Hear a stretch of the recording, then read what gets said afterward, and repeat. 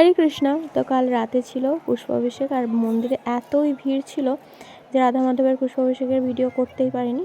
তো পঞ্চায়েতেরটাই করতে পেরেছি শেষ পর্যন্ত। আর এত সুন্দর অপরূপ মানে ফ্লাওয়ার যেটা মানে অভিষেক, তো দেখতে না এত ভালো লাগে যে কি বলবো, তো দারুণ লাগছিল। আর তারপরে সব ভক্তগণের যে ওই প্রসাদী ফুল নিয়ে যেটা, সেটা আর কি বলবো, সেটা তোমরাই দেখে নাও।